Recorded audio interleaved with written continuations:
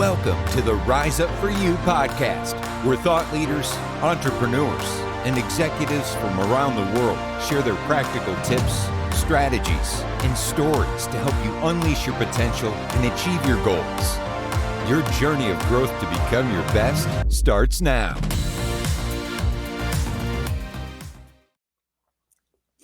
Hi, everyone. Welcome to the Rise Up For You podcast. This is your host, Netta Lena Nasruddin. We are here for yet again another amazing episode with an amazing leader and a special friend of mine. So usually I start off the episode and I ask the guests to tell them a little bit about themselves, but I'm going to brag a little bit for our guest today. He is the one and only David Meltzer. He's a 3-time best-selling author. He is the co-founder of Sports One Marketing, and you might have seen him on the TV show, the co-host of The Office Hours. He's the host, and I've had the pleasure of being a co-host as well, being aired on Apple TV, Bloomberg TV. David Meltzer, what an honor to have you here, my friend. Thank you so much. No place I'd rather be. And I love your content, whether it's in person or all the digital content that you have, your podcast. So what an honor it is. But also it allows me to be a celebrant because I feel as if you're one of my daughters, one of my nieces. Just so proud of you for the impact that you're having and will continue to have. So thank you for having me on. Thank you. I really appreciate you. And you know, one of the things that I've learned in my journey along the way is the importance of adding value. And this is something that I have really learned and watched you do a lot in your community on your platforms. And I just want you to take us back a little bit and talk about, you know, how you got to where you are and why adding value is so important. And just to set you up a little bit more, this morning I spoke at an entrepreneurship event here in Vegas. And they read my bio, which mentions you, right, being a co-host on The Office Hours. And like 6 people came up to me afterward. I love David Meltzer and I'm in his coaching membership. And it was fantastic, but it was really a testament. And I don't know them. So it was a testament that you're doing some amazing work that is really reaching people around the world globally. How did it start and why is adding value so important for you? It is most important to me. And I'm going to start by defining, because I love to simplify what adding value is. And adding value requires you to be more interested than interesting, to find out 2 things: what someone likes and what they don't like.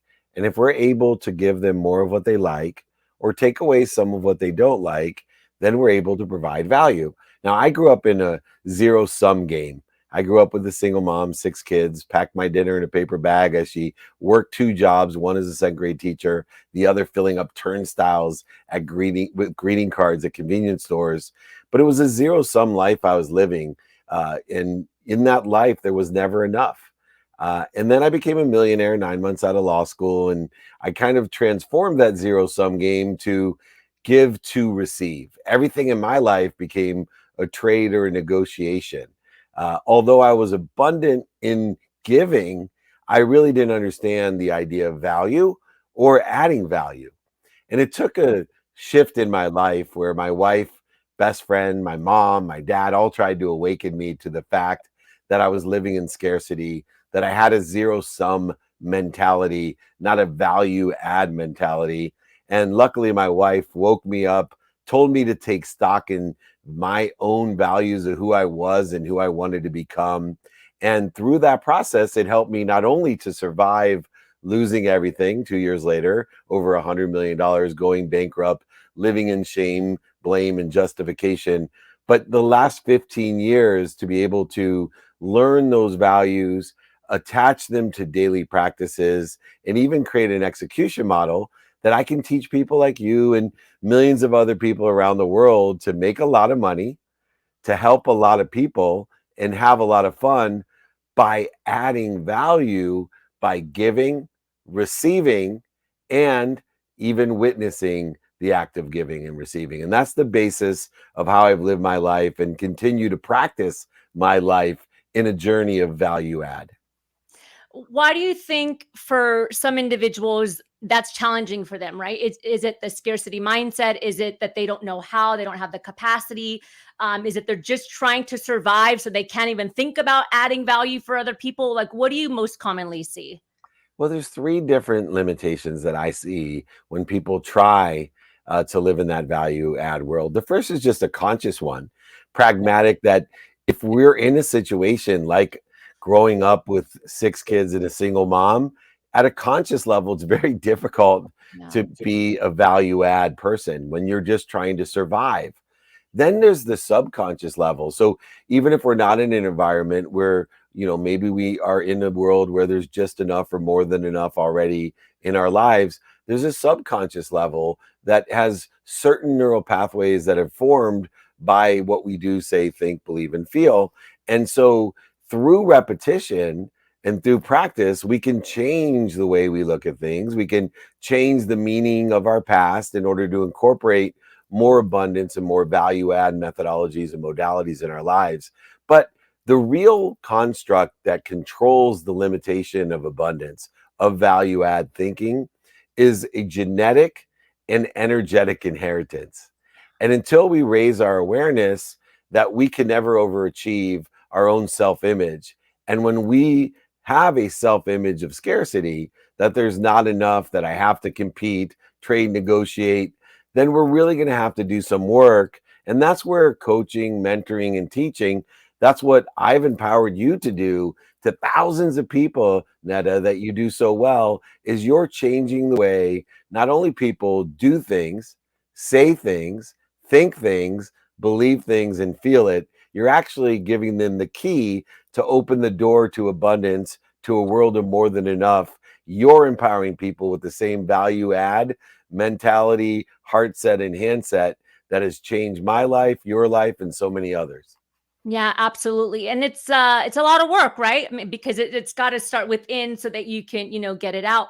One of the things that I hear often, and I want to hear your take on this, is I'm too busy. And I can't flip and stand that phrase. And one thing that I've observed and noticed in you is that you're very like in demand, right? That you got a lot going on. You're constantly sharing and adding value and, running a business, but I've never really heard you say I'm too busy. Like you always show up in one way, shape, or form. And I always say that busy blocks your blessings. Can you Oh, talk? Yeah. Can you talk a little bit about like just this mindset of being busy and, clearing it so that, you get more of that opportunity. And of course there's boundaries, but not letting that mindset of busy get in the way of actually going out there and making an impact in the world. yeah, busy means unavailable. And so when we can change the construct of I'm available. Now, I will make time to be available a certain amount of time determinative upon my priorities. And so we teach people to learn what's important to you and to make availability by what feeds you the most down to what may bleed you, for example. So there's a management of time and energy that's involved in the 3 lenses that create the most productivity, accessibility, and gratitude. And so for me, I'm very constructive about the usage of my time. I believe in activity, and I believe in activity I get paid for, not paid for. I don't believe in work. I don't believe in busy. I believe in activity that I have planned, activity I don't have planned. I see everything, including sleep, as an activity. So I want to maximize the 24 hours of activity that I'm given each day in a trajectory towards what I think I want in the future by giving meaning or learning the lessons from my past to be more efficient, effective, and statistically successful. So one of the big advantages or strategies that I employ is there's different values of time. So for me, there's non-time and then there's scheduled time. And what do I mean by that? So if somebody wants to come to free Friday trainings, that's non-time because I'm doing it most efficiently at the time I want to do it. But if I have a coaching client that I have to schedule, 20 minutes at an exact time, now I can't schedule anything else in that time. It's more valuable time. Yeah. And so I teach people to understand accessibility, productivity, and gratitude in the man-made construct of time by being as active as they can and understanding the differentiators in time itself. And believe it or not, I have plenty of time. One other thing that I hate to go on, but I have to Well, talk please. about this: Yeah. the non-negotiables. If what's so funny is the value of time brings you to the realization that I have non-negotiables. So for me, minimum of an hour a day on health. And when I put that in my calendar at the best time each day, it is if somebody said to me, Joe Rogan wants you on his podcast. So I don't care what I have going on tomorrow. If Joe Rogan said, hey, Ed Milet canceled on me, I need you to be here at 5 a.m. in the morning in Austin, Texas. All of a sudden, I might, in the world of my mind, told everyone, sorry, I can't schedule you tomorrow. All of a sudden, I'll drop everything to go see Joe Rogan. That's how important my health is. So when it goes in my calendar, it has the same importance as something as special as that. My family, the same thing. Every day, 30 minutes with my wife, 30 minutes with my 13-year-old son, 2 minutes with my other 3 daughters who are, only wanted 2 minutes with me. I asked for 5, 1 minute with my mom. But I'm telling you, if you put in all my non-negotiables every day equals 2 hours and 17 minutes. I put 7 hours of sleep time in there. So that's that's 11 hours and 17 minutes. That literally leaves me more than half of a day to be productive on anything I want to do. But yet most people don't spend the most important time with that. It gives me plenty of time to have activity I get paid for, or to visit with my friends, or vacation every day. Yeah. 100%. It's so interesting that you break it down that way, because I always talk about, a similar principle. There's 168 hours in a week. Yeah. And if you work 40, you still have 128 hours, right? And then if you sleep, let's say 8 hours a day, you still have like another 56, 60 hours of time that can go to anything.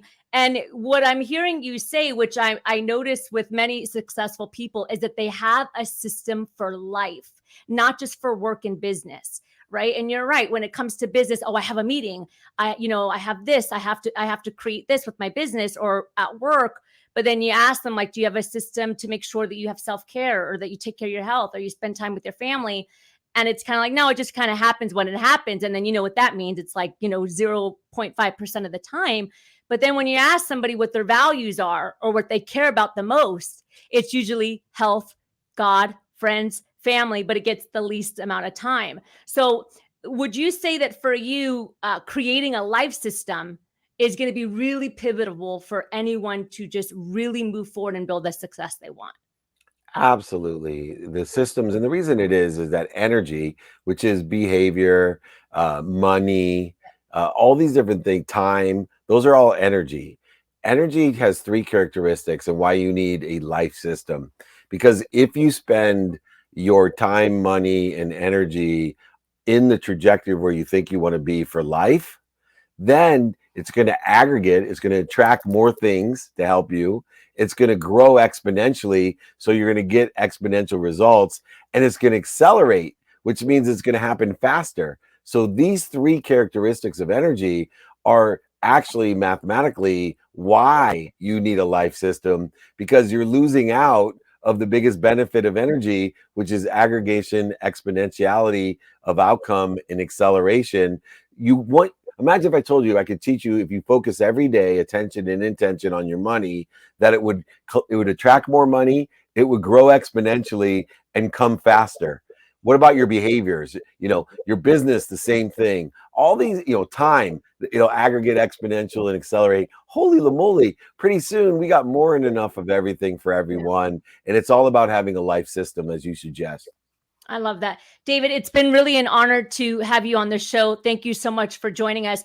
I want to jump into the power section of the interview and just ask a couple rapid fire questions. But before I do that, I want to personally say that, I've had the opportunity to, sit alongside of you and see you in the flesh do your work. And everything that you're seeing right now and hearing it now, folks, is absolutely 100% authentic and true, meaning that you're not different on social media than you are in your life. And because of that, I remember calling and talking to you and be like, hey, do you coach?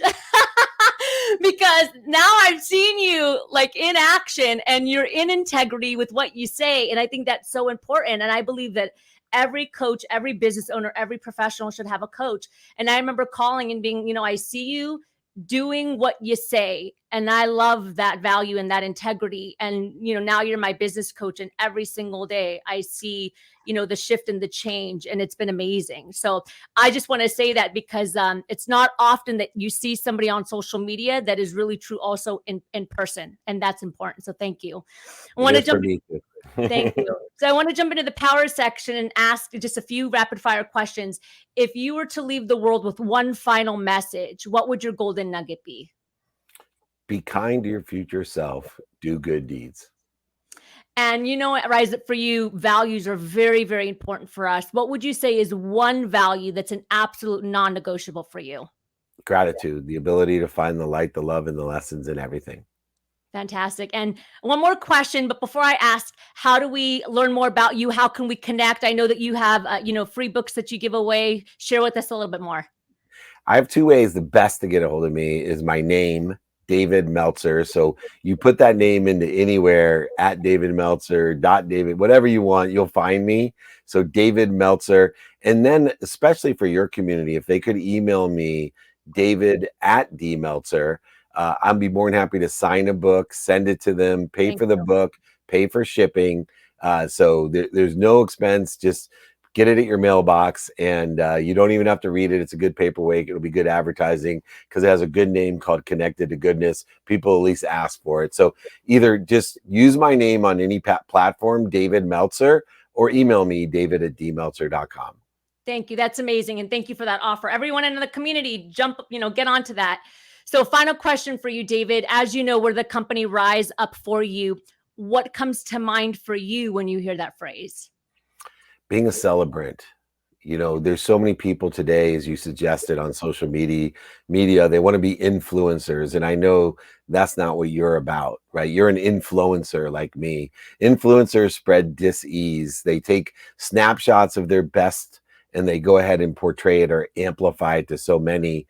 The influencers are people who spend minutes and moments in interference themselves and then help others and celebrate others and elevate others so that they can rise up for you. And you are such a testament to what I teach. I'm on a mission to empower over 1 billion people by finding 1,000 people like you, Netta, that I know will empower 1,000 to empower 1,000 to make a lot of money, to help a lot of people, and have a lot of fun. In other words, to rise up. Thank you for being such a celebrant and empowering so many. David, you are the best. Thank you so much, my friend. I really appreciate you. And thank you, everyone, for joining us today for another episode of the Rise Up For You podcast. We will see you next time. Thank you, David. Thank you.